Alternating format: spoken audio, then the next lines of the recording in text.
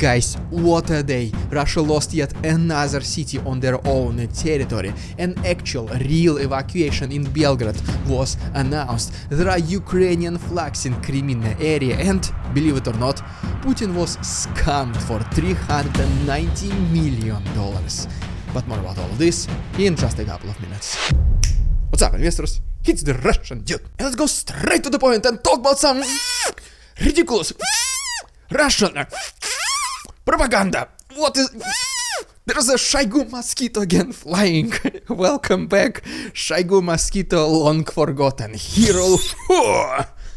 And so yes, so Minister of Defense of Russia, Sergei Shoigu, he was inspecting today brand new development of the Russian military industry, and these are basically guided aerial bombs, FAB 3000, which are basically a brand new development. They are much heavier. They now can carry up to 1 ton of these materials, which basically means them one of the biggest developments of the Russian military history recently. Besides this, during his visit in this factory, Shoigu was shown previous models, something like FAB 250, FAB 500, FAB 1000, and so on.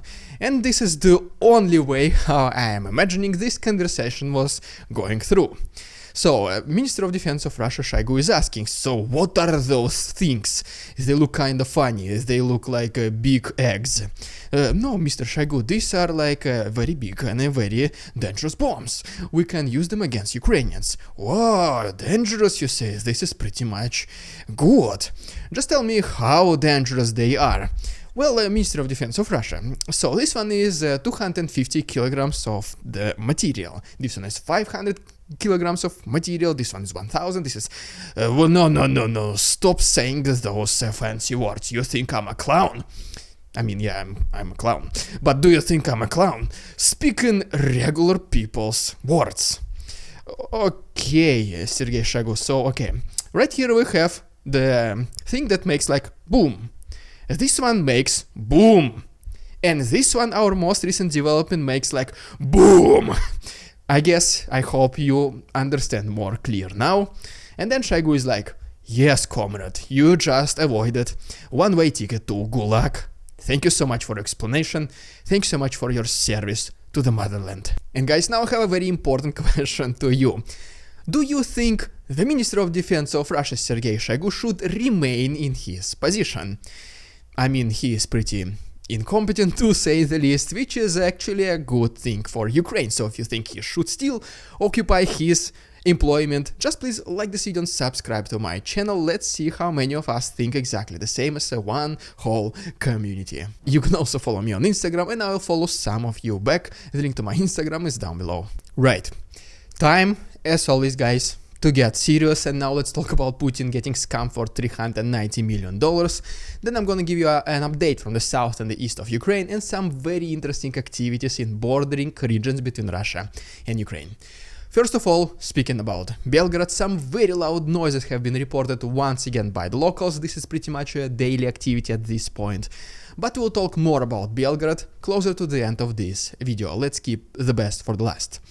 Also in Kiev, the capital of Ukraine, recently there was several attempts by the Russians. They were using drones and metallic cylinders, and 6 residential buildings, majority of them were just educational institutions such as schools, kindergartens, and also 1 church were severely damaged. Russians said that the main target of their attacks was the headquarters of the Defense Intelligence of Ukraine, and even the Ministry of Defense of Russia said that yes, our attack achieved all the goals. The Defense Intelligence of Ukraine was destroyed.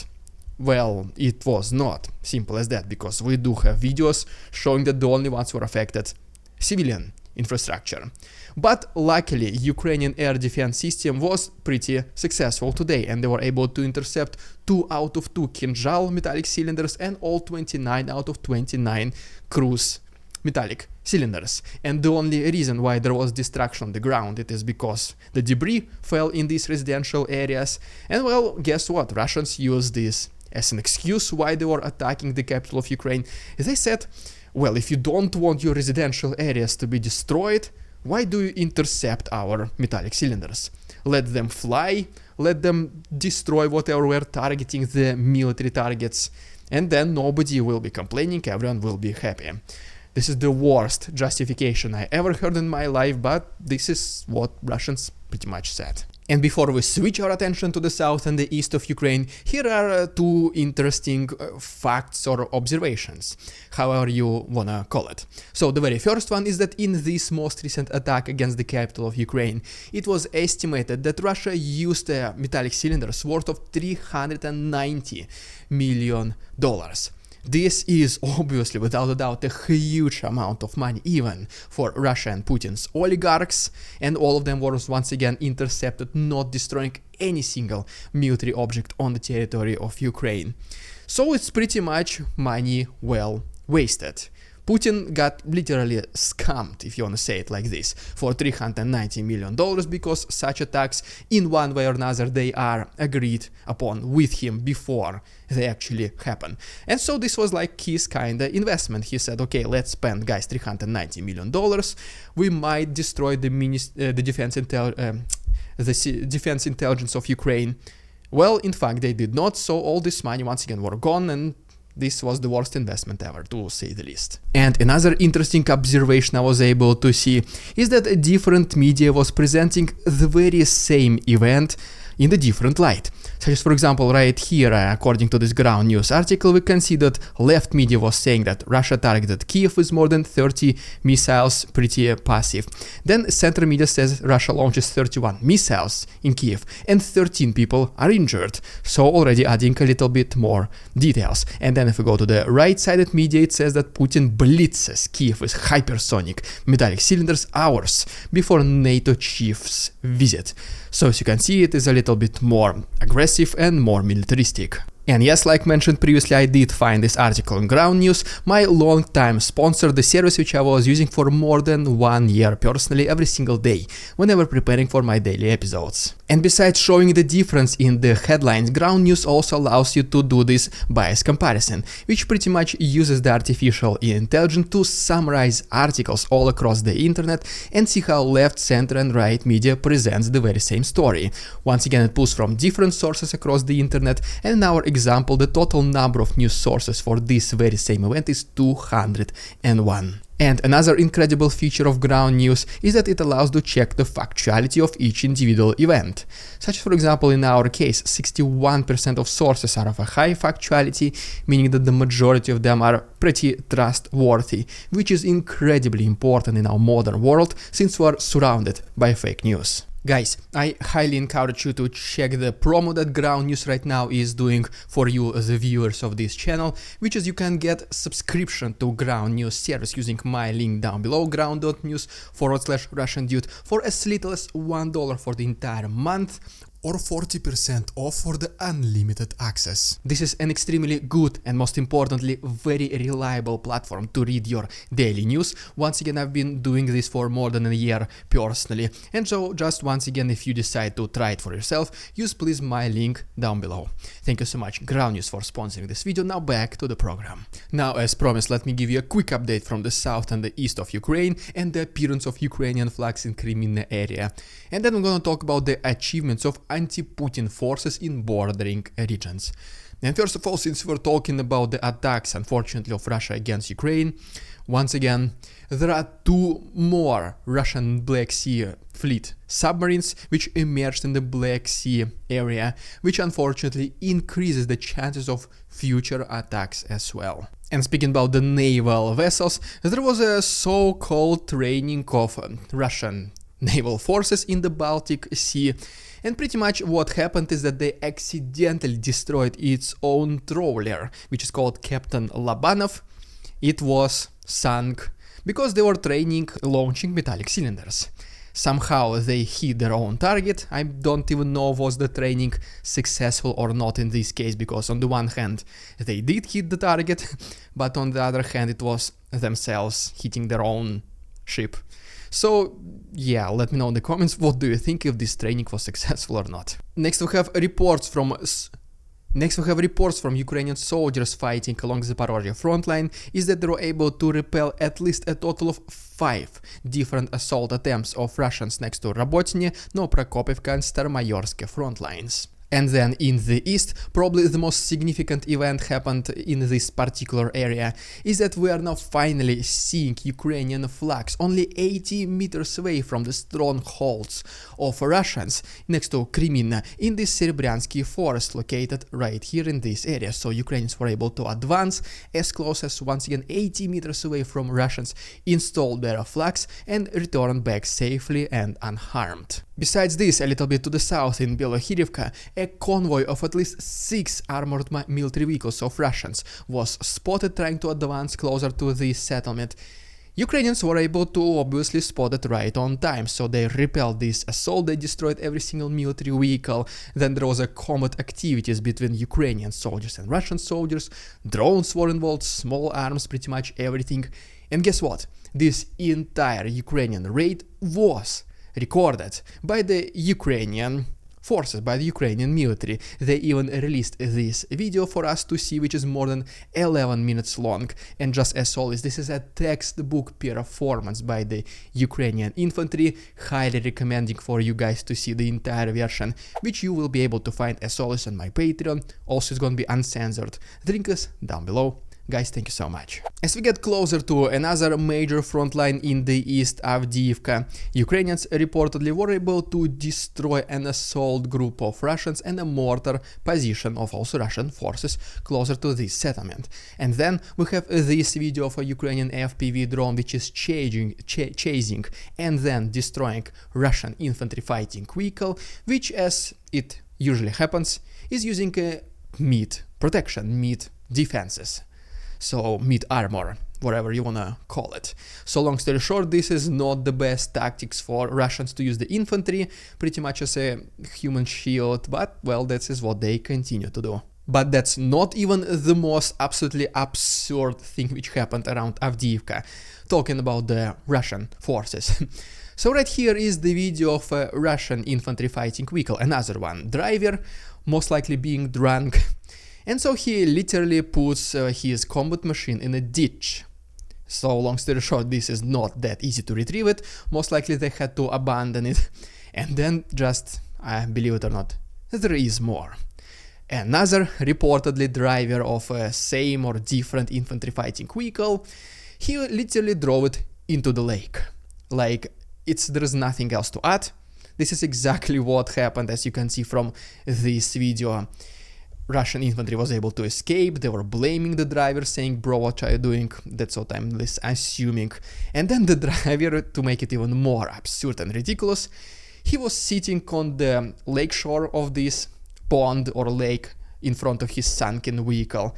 And he was very mysteriously thinking so much, we can even hear his ideas through the screen. My best assumption is that number one, he was thinking how he's gonna repay the Russian military for losing such an expensive military vehicle. Assumption number two is that maybe he was thinking about like, am I going to Gulag now? I mean, I don't want to, but well, that's most likely what's gonna happen.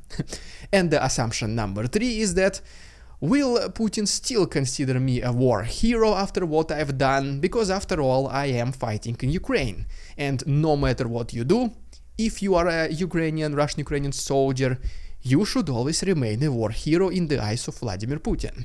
So will sunken infantry fighting vehicle still allow me to be considered as war hero? Well, that's the three things that I was thinking that he's thinking. Guys, let me know in the comments, what do you think was going through the mind of this guy? But so yeah, all this might be extraordinary and ridiculous, but this is not even the main event which happened in the last 24 hours.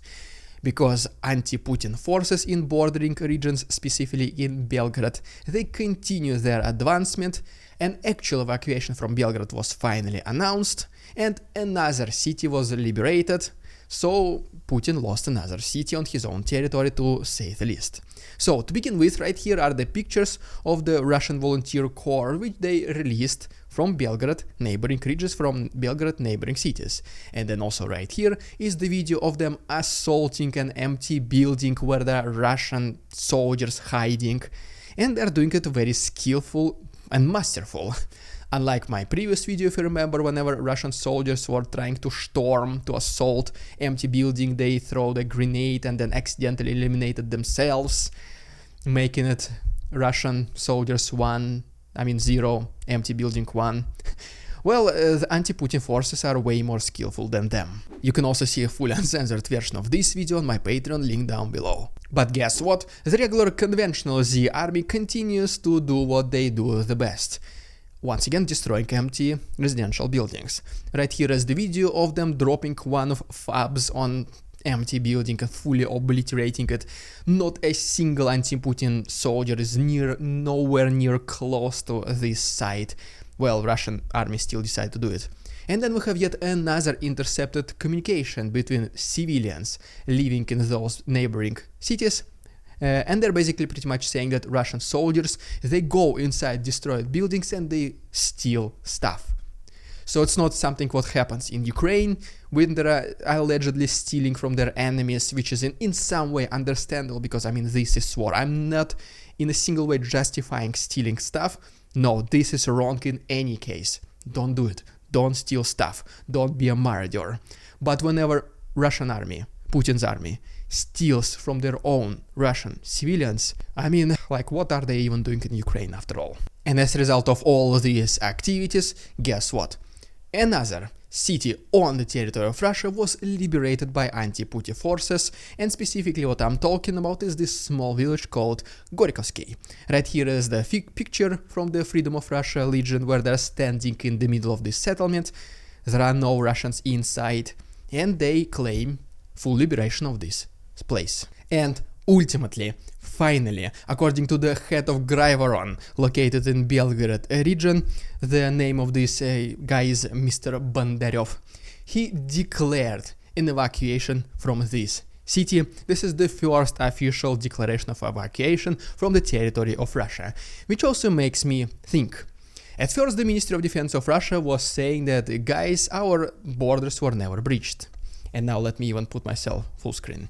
So first they said, guys, borders of Russia were never breached. Then they said that, okay, there was some kind of diversion groups, but all of them were eliminated. So then they said, no need to evacuate, no need to panic. Then several days later they said once again, guys, we did eliminate all the diversion groups, all of their attempts to cross the border were completely unsuccessful. We prohibit you to evacuate this time. We're gonna even install roadblocks on the road so you simply cannot leave the city. We have to contain the spread of misinformation because we need to show, the Russian propaganda needs to show that the situation inside Russia is calm and stable. And now the evacuation is announced. So as you can see, I would say 100% at this point statements which are made by the Ministry of Defense of Russia, all of them turn out to be not real ones, which is kinda pretty big statistics against the Ministry of Defense of Russia. Well, there is nothing else for me to say than congratulations, Shoigu, you played yourself. Guys, we are a new chapter of this war, now the warfare is happening on the territory of Russia, so please subscribe for the next videos, they are going to be incredible, I have a feeling.